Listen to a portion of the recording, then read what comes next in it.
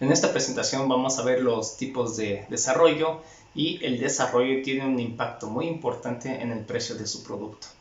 Y también cómo se posicionan ustedes ante la competencia. Mientras más rápido ustedes pueden lanzar un producto al mercado, mucho mejor con respecto a su posicionamiento ante la competencia. Y bueno, aquí pueden ver esta gráfica donde tenemos una compatibilidad contra una completitud. Y anteriormente se construían muchas piezas y ya que están construidas trataban de ensamblar, hacer ajustes y así producir el vehículo. Y bueno, esto es muy costoso porque imagínense que ustedes tienen herramental, mandan a construir todo y al final tienen que hacer una modificación, eso es muy caro.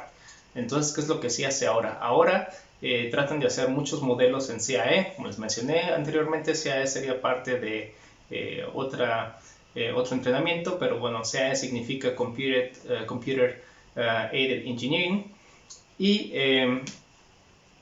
esto tiene que ver mucho con la simulación de modelos en CAD, o sea en CAD, en 3D. Hacen simulación, pueden hacer simulación de acústica, de esfuerzos, de fatiga, de deformación, todo ese tipo de cuestiones, ensambles también. Entonces ustedes pueden visualizar muchísimas cosas y comportamientos de sus productos o sus componentes mucho antes de ser incluso fabricados. Entonces, por ejemplo, ustedes tienen 3, 4 diferentes diseños, hacen la simulación en CAE, deciden un diseño y ese diseño es realmente con el que ustedes pasan a la siguiente fase, y solamente ese diseño que ya se comprobó que se puede ensamblar, que se puede armar, que es funcional, eso entonces se industrializa o tendrían su herramental, y eso claro, baja los costos considerablemente.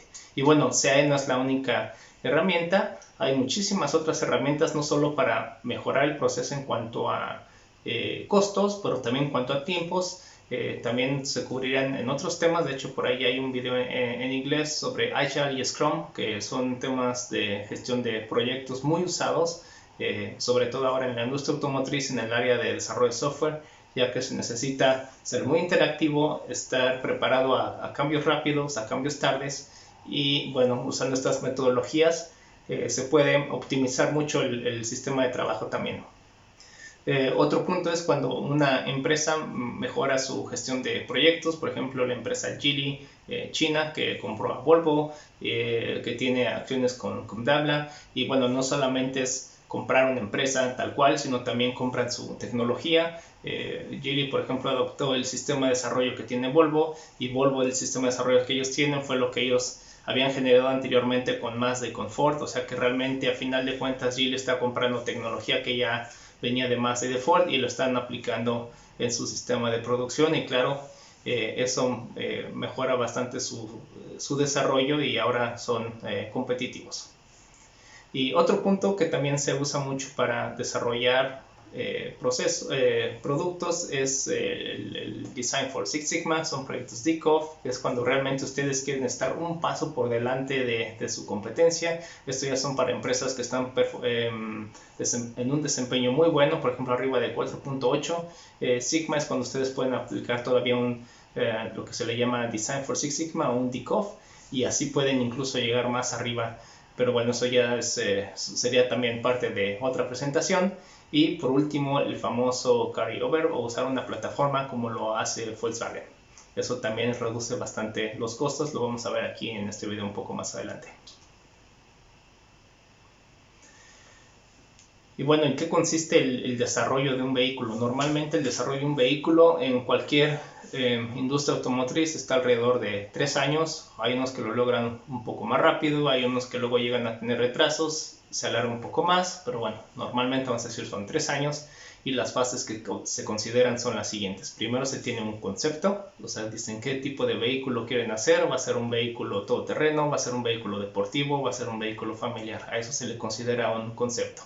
En base a ese concepto hace una revisión de atributos, qué atributos debe de tener, que eso impacta muchísimas otras cosas del vehículo, digamos su forma física, los componentes, su rigidez, todo eso, todo ese parte del concepto pasa a una revisión, se hacen los atributos físicos, se hacen unas cartas de atributo de desempeño o digamos especificaciones, y eso se manda al proveedor, que sería el siguiente punto. Ustedes tienen que seleccionar sus proveedores, hacen un juego de competencias, por así decirlo, mandan sus especificaciones, todo lo que ustedes quieren hacer a varios proveedores, ellos regresan con tiempos, con costos, y en base a esas informaciones ustedes pueden determinar con qué proveedor quieren trabajar, siempre y cuando se haga por medio de proveedor. También se puede hacer interno en la empresa. Hay diferentes modos de hacer esto, pero bueno, es prácticamente lo mismo. Si es interno, igual los requisitos se analizan internamente y en base a eso se hace un plan de trabajo. Después, ya que se selecciona el proveedor o internamente, si ya se sabe qué se tiene que hacer, empieza el tiempo de desarrollo de su producto, de su proyecto o de su función. Y todo eso se empieza a desarrollar hasta llegar a un punto donde se le llama congelar el diseño. Es decir, a ese punto es donde ustedes ya no hacen ningún cambio más en su diseño, y después de congelar el diseño pasan a sus pruebas. Es cuando ustedes van a validar lo que hicieron en su diseño. Si es efectivo, pasarían al siguiente punto, que son construcción de prototipos, y luego de ahí se pasarían a la producción en serie. Y bueno, como les mencioné, este tipo de desarrollo de producto realmente es ocupado por toda la industria automotriz. Tienen a lo mejor uno que otros un par de variaciones con respecto a nombres o algo así, pero bueno, el principio de funcionamiento es básicamente el mismo. Es el concepto, tener sus atributos, empiezan su línea de desarrollo, congelan su diseño, hacen sus pruebas, prototipos, y luego llegan a la producción.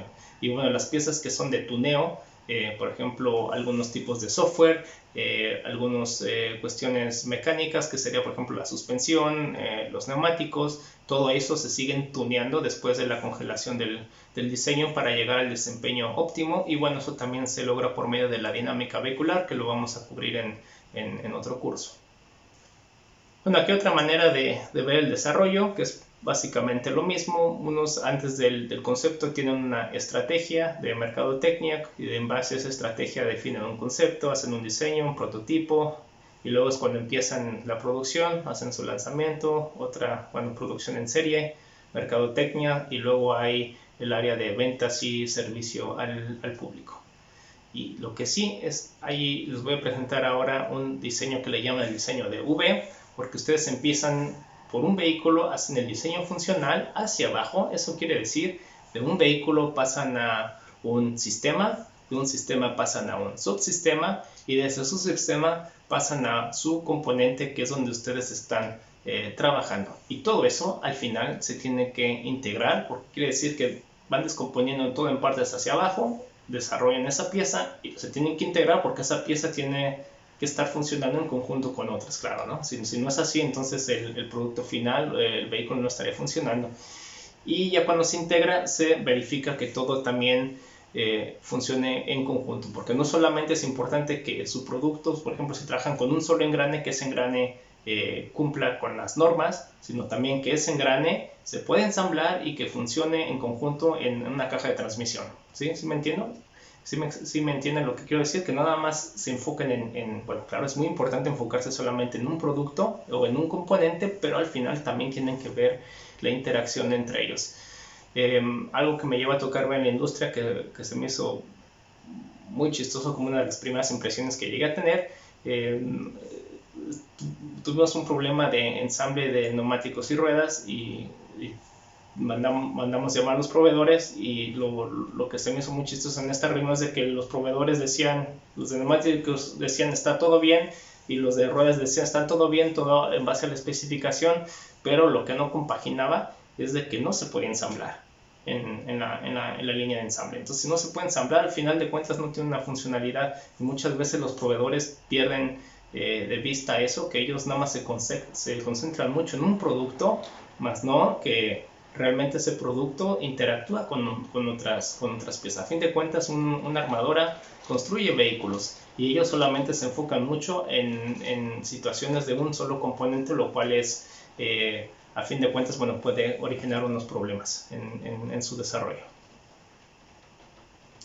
Y bueno, más para que se den una idea también, ¿cuánto cuesta un desarrollo? Un desarrollo es carísimo, por eso lo que les mencioné al principio, las armadoras están poniendo mucha atención ahora en CAE, tratar de producir menos prototipos, tratar de hacer menos vehículos antes de la producción, porque esas piezas son muy caras. Entonces, si lo quieren visualizar, cuánto es en dinero, un desarrollo de un vehículo oscila alrededor de $1 billón de dólares. Eso quiere decir, si ustedes tienen un billete de $100, pueden llenar 10 tarimas a una altura de 1,85 y serían, como pueden ver aquí en la imagen, es muchísimo dinero en vista a cuánto equivale el desarrollo de un vehículo. Es mucho dinero.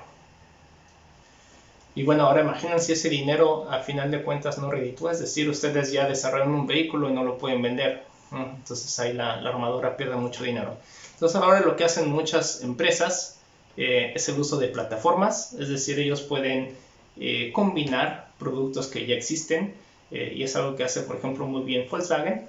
Aquí un pequeño ejemplo, digamos que ustedes tienen 6 tipos de carrocerías, 6 tipos de chasis y 6 tipos de motores. Entonces de esos pueden hacer prácticamente, bueno, combinaciones infinitas, pero sin muchas combinaciones para ofrecer diferentes productos. Entonces, por ejemplo, de la carrocería dicen, ok, vamos a tomar el diseño 6, del chasis vamos a tomar el diseño 4 y del motor tomamos el diseño 2 y eso hacemos un vehículo. La ventaja, como les mencioné, ya todo está desarrollado, ya todo está hecho y sería prácticamente lo que le llaman ahora plug and play, ¿no? Que nada más agarran, los ensamblan y su vehículo está listo. Y aquí un ejemplo de Volkswagen que lo hace excelente, por ejemplo con la plataforma de Golf. Bueno, como saben, el grupo Volkswagen tiene a Skoda, tiene a Seat, tiene a Audi, y por ejemplo las piezas que ustedes tienen en esos vehículos son las mismas. O sea, por ejemplo, es el mismo motor que ustedes ven en un Seat, que en un Audi, que en un Volkswagen, aunque bueno, tengan luego otra cosa por otro emblema por encima, pero realmente el motor es el mismo. Igual otros componentes que ustedes no ven son los mismos. Entonces, haciendo esto es muy barato, porque solo desarrollan una sola vez y esa sola vez es aplicado en muchísimos vehículos. Entonces, claro, así también pueden negociar volumen con proveedores, pueden bajar costos, y bueno, al final de cuentas es muy funcional y muy barato. Y bueno, otra cosa que ya viene en camino es la famosa plataforma de Volkswagen, el MEB, donde es un vehículo eléctrico, donde es básicamente lo mismo que eso. Volkswagen vende la plataforma completa. Por ejemplo, aquí sería la parte del chasis y la parte del motor, que bueno, ya es un motor eléctrico, y otra armadora lo único que hace sería la parte de la carrocería, pero ya todo sería funcional. O sea que si se ponen a ver desde ese punto de vista, otra armadora solamente pone un cascarón y ya tienen un vehículo nuevo. Y claro, los tiempos de desarrollo son mucho menores, los costos son mucho menores, y bueno, vamos a ver si funciona, que eso va a empezar en unos años. Bueno, aquí pueden ver un ejemplo de los tiempos. No es muy real, pero más lo importante de este ejemplo es de que se den una idea de cuánto cuesta hacer eso con respecto a los tiempos, desde que tienen un concepto, una definición de objetivos, luego ya que tienen sus objetivos hay que traducirlos en cartas con objetivos. Es decir, por ejemplo, alguien dice yo quiero un vehículo grande.